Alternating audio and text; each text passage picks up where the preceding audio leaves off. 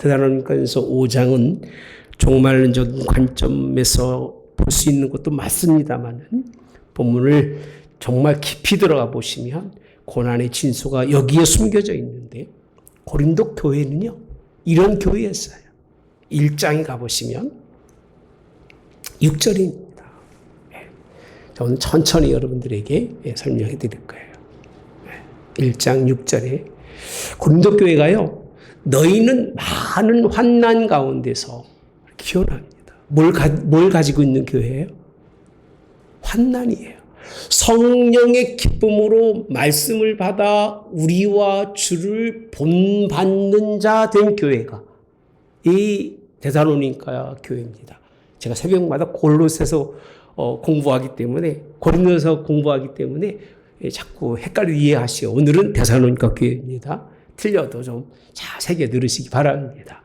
자, 이 데살로니가 교회가 시작 자체가 많은 환난 가운데서도 성령의 기쁨으로 말씀을 받아 사도 바울과 그 사도들과 주님을 본받는 교회가 그런 교회로 시작했어요.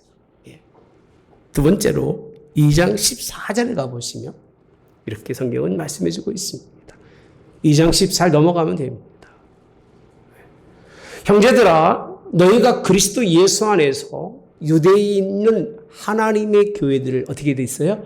본받는 자 되었으니 유대에 있는 예루살렘 교회를 본받는 자들인데 그 다음에 보면요 그들이 유대인들에게 뭘 받았어요? 고난을 받은 것 같이라고 되어 있어요. 너희도 너희 동족에게서 동일한 뭘 받는다고요? 고난을 받았느니라.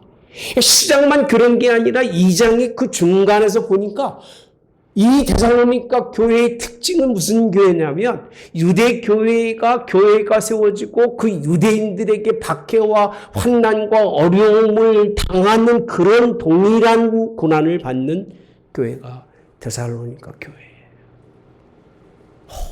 좀 신기하죠? 세 번째로는요. 그 다음에 넘어가 보시면 3장 3절에 가보시면 자 아무도 이 여러 환난 중에 처음에는 그냥 고난만 받고 시작한 줄 알았더니 예루살렘에 당하는 그 모든 고난을 당하고 3장에 가서는요 이 여러 환난 중이라고 표현합니다. 하나가 아니에요. 환난같이 큰 고난이 어디 있겠어요. 정말 어려움이 어디 있겠습니까. 환난 중에 뭐하지 않게 흔들리지 않게 하려 함이라 우리가 이것으로 위하여 세움을 받은 줄을 너희가 친히 알리라. 4절에 가보시면 넘어서 이렇게 표현합니다. 시작. 우리가 너희와 함께 있을 때에 장차 받을 환난을 너희에게 미리 말하였는데 과연 그렇게 된 것을 너희가 아니. 장차 받을 환난이라고 하는 개념으로 넘어가 보면 이제는 이 데살로니가 교회는 앞으로도 뭘 받는다는 거예요. 환난을 받는다는 거예요. 장차 받을 환난. 그것까지 너희에게 다 미리 말해줬다는 거예요. 그러니까 사도 바울이 이 데살로니가 교회에 무슨 말만 하고 있느냐면 그 너희의 인생, 우리의 인생, 그리스도 여기 중간중간에는요 자기도 고난받는 걸 말하고 있고 사도들도 고난받는 거를 늘 같이 얘기합니다. 그렇게 기쁘게 살고 인생 즐겁게 살고 그렇게 그냥 행복하게 살아야 될 인생이라고 생각하고 있는데 데살로니가 교회의 바울은요 그렇게 설명하고 있지를 않아요. 그러면서 오늘 본문의 1절과 2절에 보면 장차 받을 고난의 때가 시작이 됐는데 형제들의 때와 시기에 관해 너희에게 쓸 것이 없으면 주의 날이 도적같이 이룰 줄을 너희 자신이 자세히 알기 때문이라고 표현합니다. 오늘 새벽에 4시쯤 일어났어요. 4시 일어나서 하나님의 말씀이 얼마나 아름다운지 몰라요. 그래서 또 읽고 또 읽고 본문의 앞에 가서 읽고 후서서 읽어보고 앞에서 읽어보다 보니까 이렇게 데살로니가 교회가 심각한 고난 속에 아주 위중한 그런 환난 속에 그런 당하고 있었던 그들의 그 시점이 이제는 지나가게 되고요.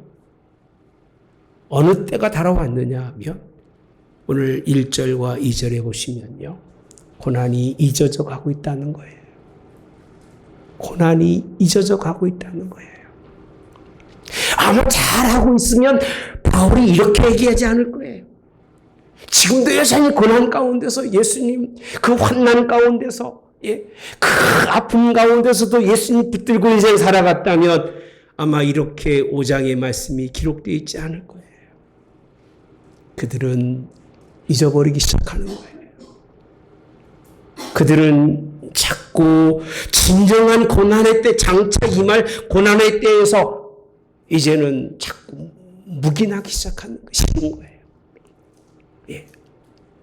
십자가의 주님이 죽으심, 우리를 위해 죽어주심은 그저 고난주간 좌우로만 지키면 되는 일이죠. 그렇게 의식적이고 형식적으로 흘러가는 거예요. 진정한 고난의 의미를 다시 한번 되새겨주고 있는 것이 5장에 있는 말씀인 거예요. 종말이라는 마지막 때에 너희들에게 찾아올 그 고난의 장차 임할 고난, 그 시간들이 다가오고 있음에도 불구하고 너희에게 굳이 이때다, 지금이 이런 때다, 주의 날이 도적같이 이룰 줄 너희가 너무 자세히 알고 있지 않느냐, 이런 말을 할 필요가 없이 알고 있음에도 불구하고 보이지 않게 데살로니가 교회는요 자꾸 이런 것들이 고난이 잊혀져 가고 있는 것을 우리에게 설명해 주고 있는 모습을 볼 수 있습니다. 여러분 눈을 열어 앞을 보시고 위를 보시기 바랍니다.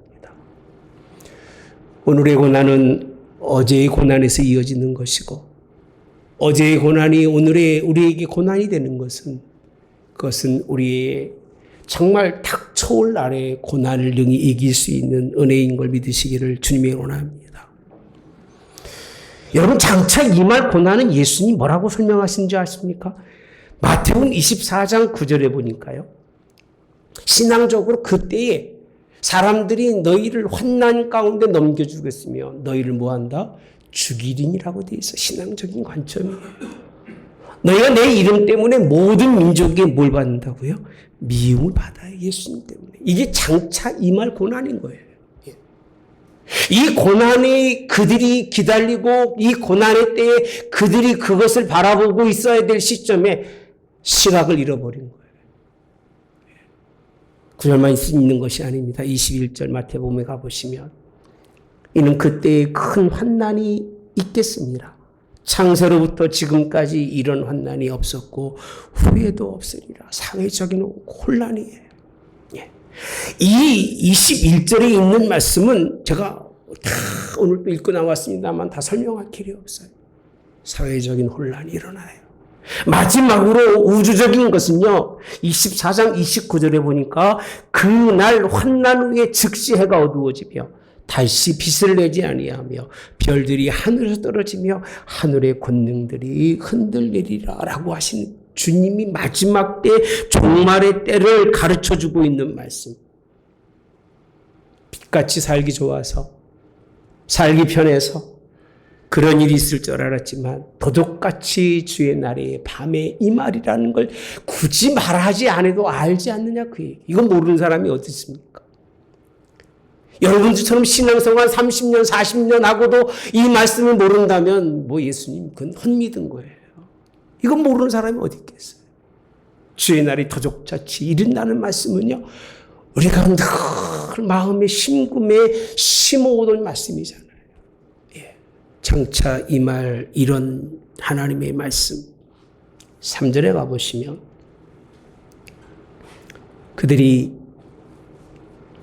같이 볼까요? 시작. 그들이 평안하다 안전하다 할 그때에 잠깐만 끊을게요. 그들이라고 표현합니다. 그들이 누굴 얘기할까요? 잘 알고 있고 잘 깨닫고 있었던 데살로니가 교회 어제만 해도 고난 속에 감사하고 몇 달 전만 해도 그 고난이 하나님의 은혜인 걸 축복인 줄 알고 붙들고 살았던 그들이 그 얘기예요. 어떻게 바뀐 줄 아세요? 평안하다는 거예요. 풍파가 없다는 거예요. 인생의 삶에 풍파가 없고 인생의 삶에 환난이 없다는 거예요. 안전하다는 것은요, 안일무사주의예요. 나는 안전하게 살아가. 나의 인생의 삶에는 어려움이 없고 나의 인생의 삶은 평안할 거다 할 그때라고 표현합니다. 굳이 이 말씀을 쓰고 있는 이유는 그들이 그렇게 그쪽으로 그 시선들이 흘러가고 있다는 거예요. 우리 한국교회가 언제부터 고난을 멀리하고 십자가를 멀리했습니까? 십자가를 멀리한 교회는 교회가 아니에요. 인생의 삶에 있어서 고난이 싫다고 고난을 피해가는 사람 쳐놓고 믿음의 본질이 올바른 사람은 절대 없습니다. 그래서 고난 당한다고 표현하는 거예요. 당한다는 거예요. 내가 피해가고 내가 어떻게 하든 그냥 거쳐갈 수 있으면 거쳐가고 싶은데도 불구하고 피해가면 생명이 없고 도망가면 하나님 나라가 없으니까 그 모든 걸 받는 거예요. 우산이 없이 먼 곳에 갔다 집에 가는데 비가 내리치면 어떡합니까, 여러분? 집엔 가야 하잖아요. 비 맞으면 다 맞는 거예요. 당하는 거예요. 힘이 없고 능력이 없어서가 아니라 피할 길이 없으니까 당하는 거예요. 고난은 그와 같은 거예요.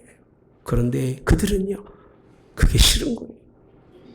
평안한 자리를 찾고 안전한 자리를 찾아가는 그들. 여러분, 이들에게 오늘 본문의 말씀을 통해서 무엇을 설명하고 있느냐 하면 그런 너희들에게 찾아올 날은 임신한 여자에게 해산의 고통 이름같이 멸망이 갑자기 그들에게 이르니 결코 피하지 못하리라고 하는 결론의 말씀을 해주고 있습니다.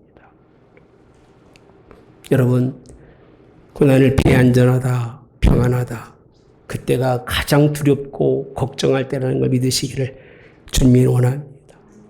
매주 이렇게 설명해 드려도요, 여러분들 얼마나 마음속에 그 예수님이 오시는 급박한 마음을 가지고 주님 뜻대로 살겠습니다라고 결단하시는지 모르겠어요. 매주 설교가 그러잖아요.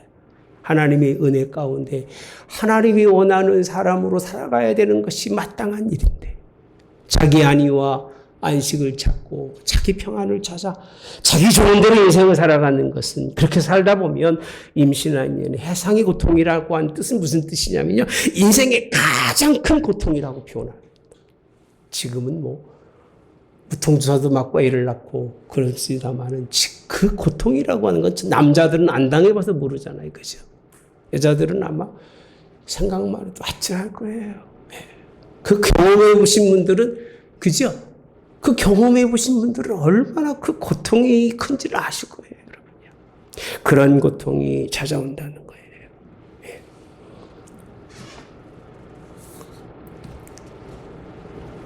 오늘 4절에 보면 형제들아 너희는 어둠에 있지 아니하며 이렇게 표현합니다. 바울이 원하는 건요, 그들에게 이 표현이 뭐냐면, 어둠이라고 하는 표현이 무슨 표현이냐면 아닌 일을 따라가면서 평안하다고 안전하다고 생각하는 사람들, 그 사람들은 어둠에 있기 때문에 못 보는 거예요. 제가 늘 여러분들에게 가끔 영어를 쓰잖아요. 안테나가 뭐냐면 더듬이를 안테나라고 표현해요. 안테나 이렇게 있잖아요. 눈으로 보고 느끼지 못하니까 더듬이로 이렇게 찍어가는 거예요. 사람이 눈이 멀으면 인생을 감각으로 살아가요.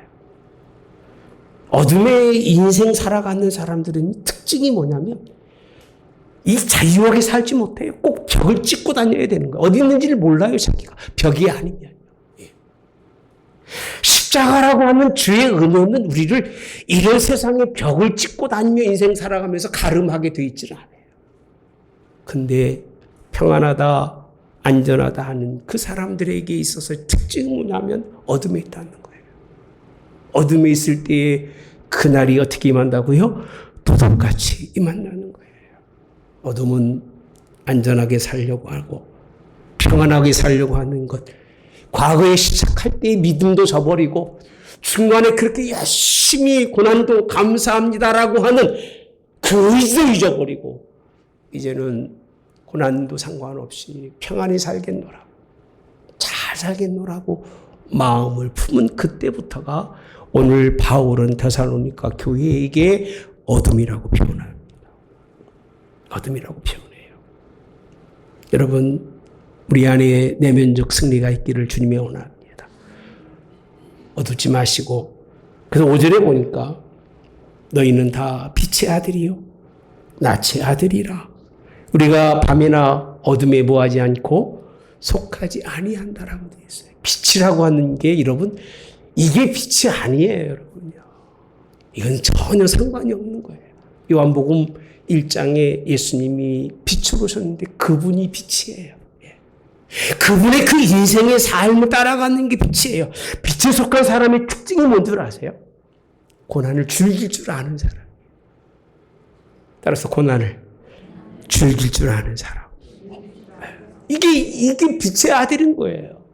환난이 오면 환난을요, 굉장히 기분 좋게 바라보는 거예요. 한번 와봐. 고난 한번 와봐. 과거도 이겼는데 내가 지금 지겠어? 나는 또 이길 수 있다고 생각하는데, 이들이 누구냐면요, 빛의 아들이고 낯의 아들이라고 표현합니다. 저는 여기서 어둠과 빛, 어둠 속에 일어나는 일과 낯의 아들이 이 뭐가 다르냐라고 한번 생각해 봤어요.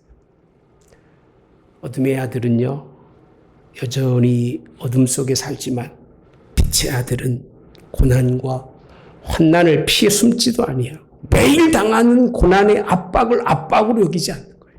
지금 우리가 살듯이. 지금 살듯이. 예.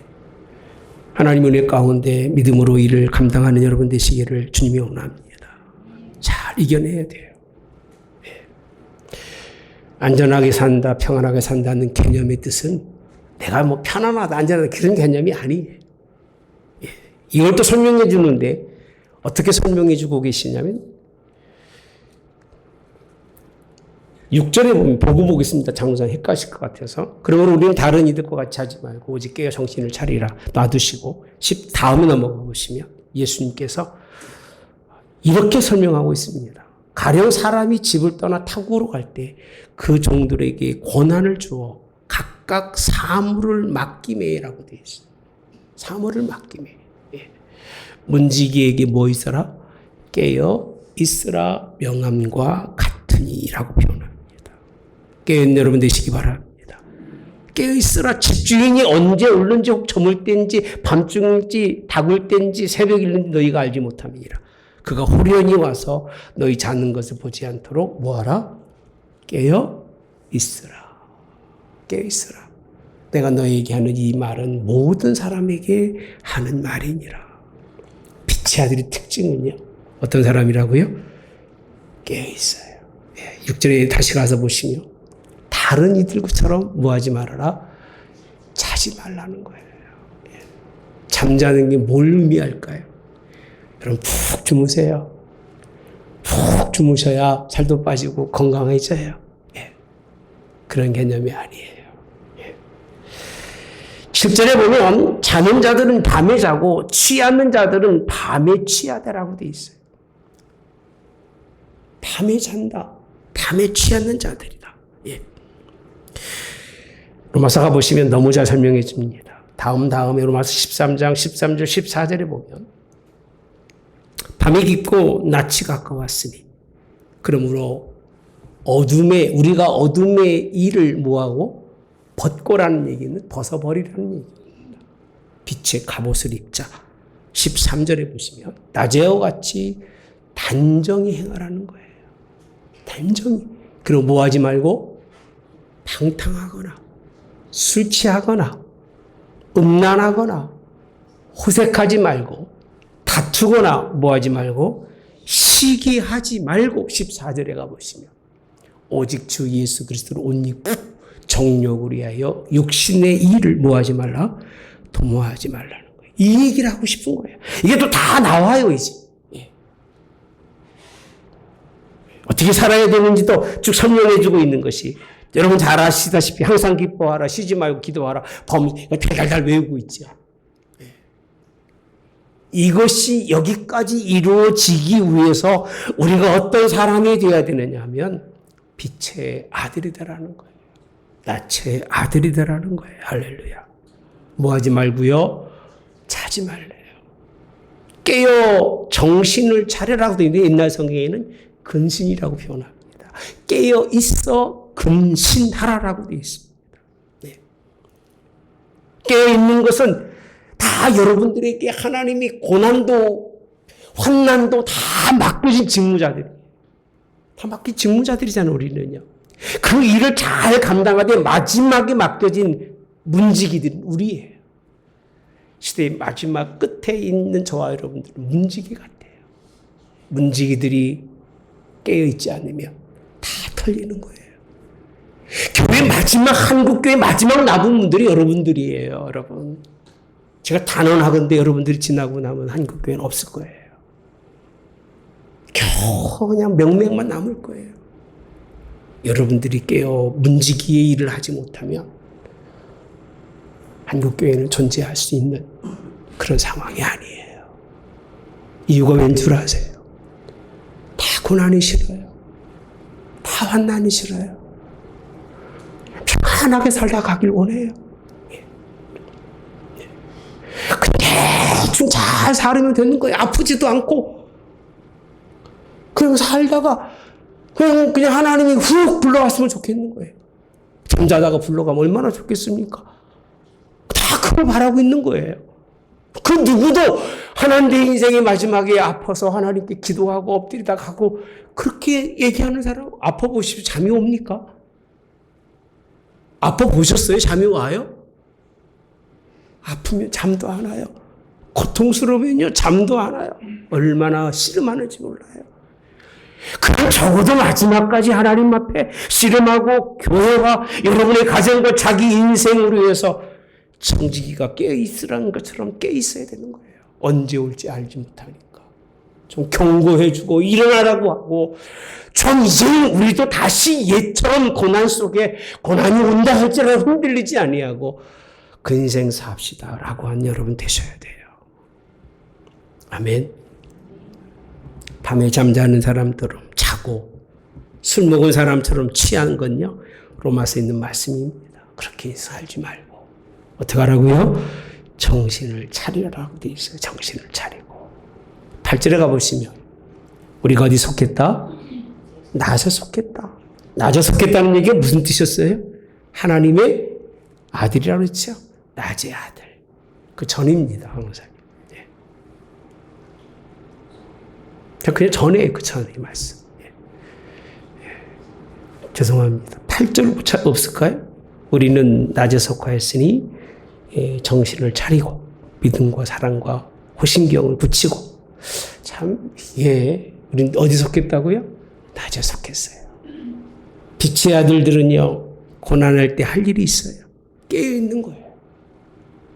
깨어 정신을 차리고 뭘 하는 거냐면 여기서는요 믿음과 사랑에 몰려 호심경을 붙이고 구원의 소망에 투구를 쓰지. 약속이 뭐밖에 없느냐면 구원의 소망의 투구밖에 없는 거예요.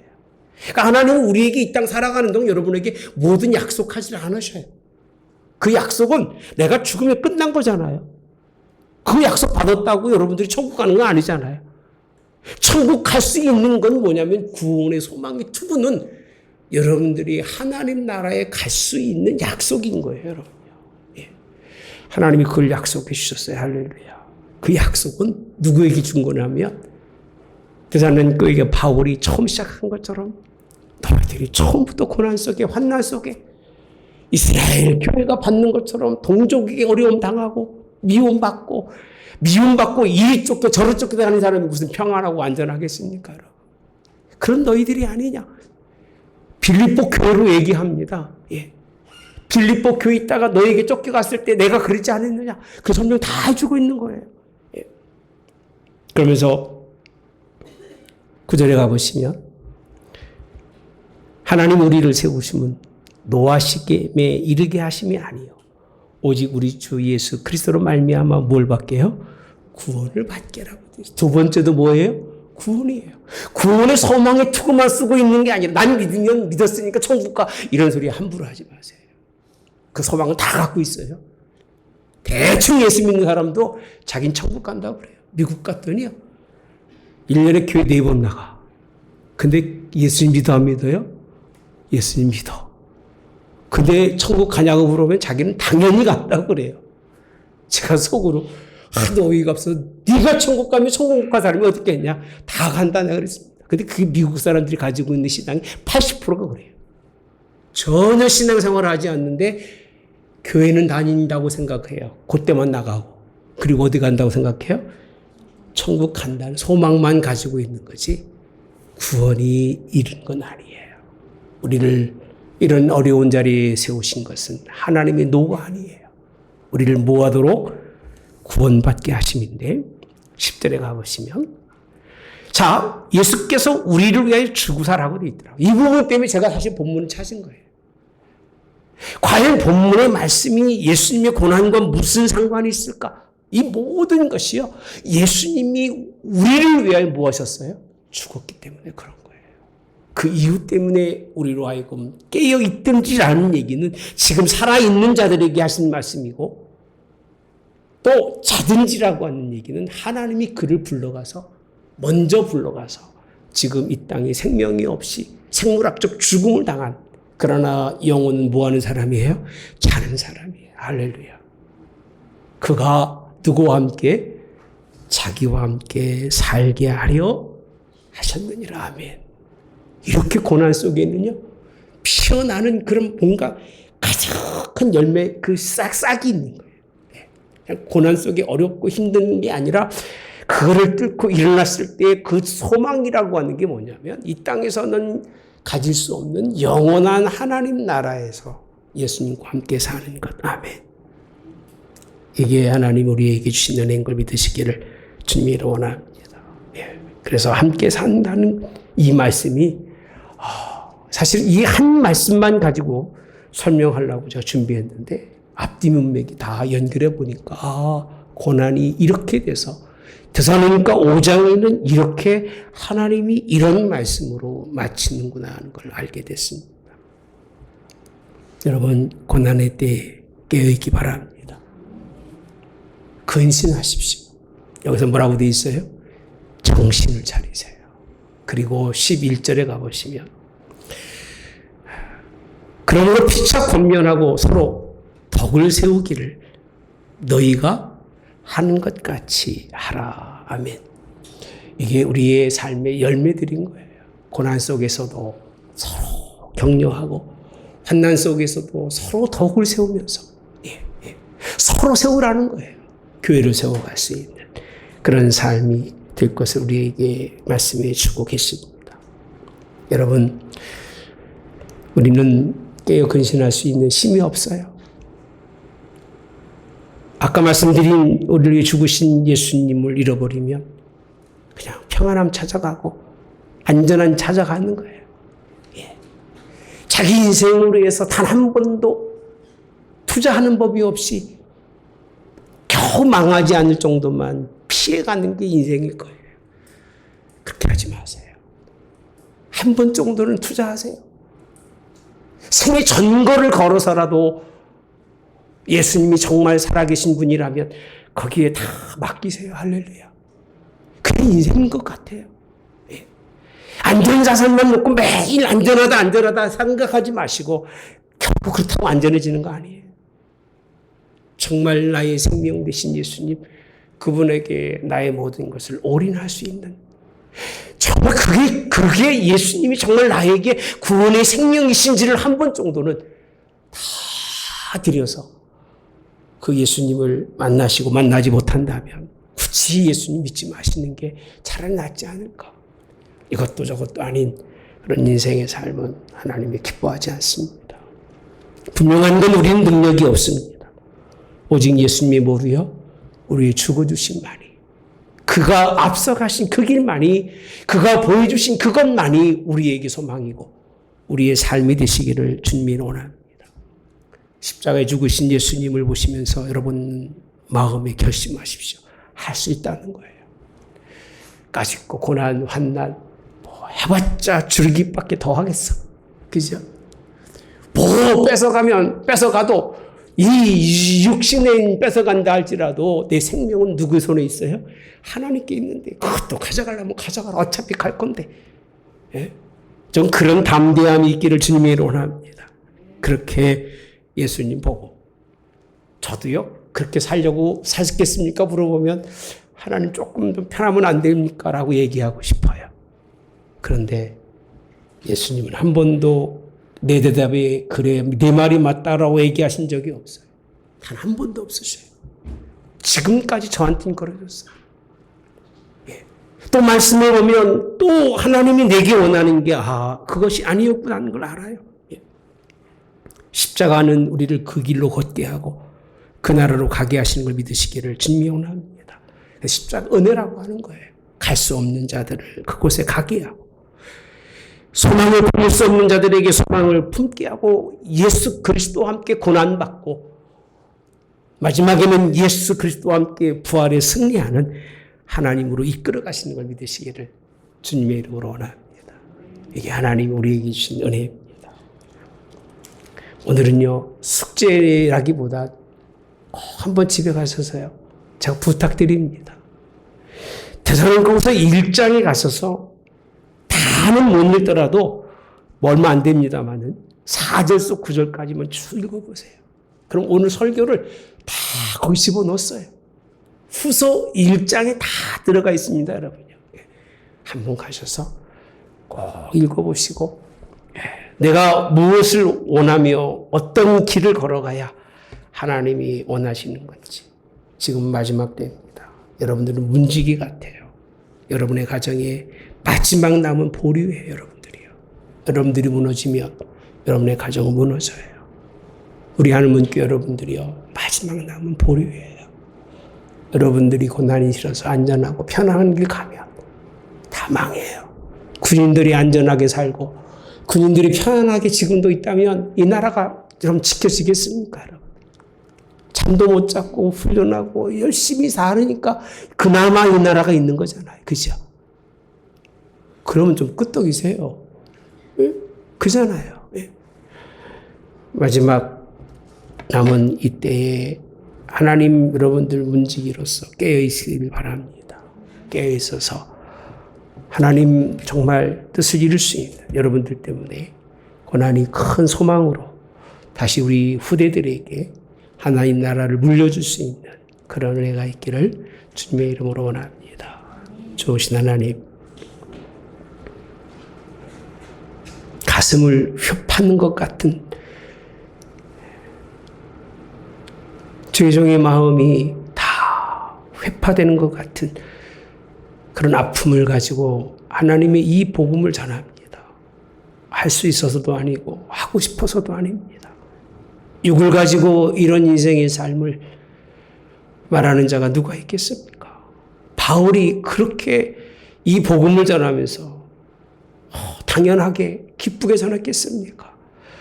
싸우고 또 싸우고 넘어졌다 또 일어나고 또 힘을 내서 걸어가는 도울래야 도울 길 없고 오직 예수님만이 붙들어주는 그 손이기에 아마 마음을 졸이며 하나님이 주신 말씀이었을 겁니다. 죄정도 같은 마음으로 이 십자가의 고난이 다가오는 이때에 이 복음을 전하게 하신 하나님. 그러나 결코 이 복음을 전하고 오늘 하나님 앞에 아버지 정말 부끄럽지 않습니다. 감사합니다. 왜 땅에서는 줄 수 있는 것은 없지만 하늘의 소망만큼은 분명히 심었기 때문에 여기 있는 모든 하나님의 백성들은 하나님 나라 예수님 곁에서 영원히 그와 함께 있을 줄 믿습니다. 이 말씀 따라 그 나라를 얻는 믿음의 가정 되게 하시고 이 말씀을 굳건히 붙들고 이제는 내가 마지막 날은 파수꾼처럼 움직이가 되어서 잠도 안 자고 깨어 있으며 하나님의 뜻에 따라서 하나님의 아버지 그 의를 이루고 원하는 성도들 그들을 통해서 가정도 교회도 이 나라도 하나님의 세계도 하나님 지켜주신 은혜가 넘칠 수 있도록 인도해 주시기를 예수님의 이름으로 기도하옵나이다. 아멘. 아멘. 지금은 우리 주 예수 그리스도의 은혜와 하나님 아버지의 극진하신 사랑하심과 성령의 교통 내주 역사하심에 함께하심이 고난의 때에 근신하여 하나님의 영원한 그런 구원의 소망 속에 승리하기 원하는 성도를 머리 위에 영원히 함께하여 이들이 십자가 은혜로 그 모든 것을 감당해서 주님 앞에 섰을 때에 그 곁에 있는 성도 되게 하옵기를 성부와 성자와 성령의 이름으로 축원하옵나이다. 아멘.